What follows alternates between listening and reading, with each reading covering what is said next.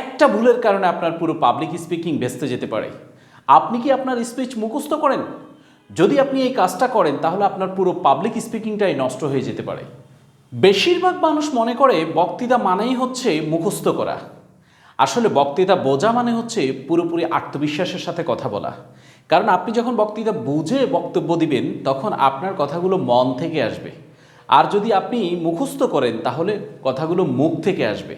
যখন বক্তব্য আপনার মন থেকে আসবে তখন মানুষের হৃদয়টা ছুঁয়ে যাবে, আর যখন মুখ থেকে আসবে তখন সেটা হৃদয় টাচ করবে না।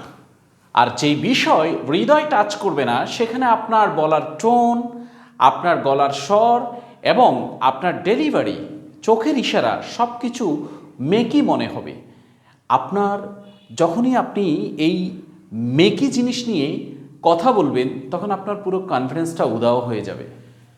তাই পরের বার মঞ্চে ওঠার আগে আপনি আপনার স্পিচ মুখস্থ না করেই স্পিচটাকে বুঝে আপনি ডেলিভার করার চেষ্টা করেন। কারণ মানুষ আপনার শব্দ নয়, আপনার ফিলিংটাকে, আপনার অনুভবটাকে মনে রাখে।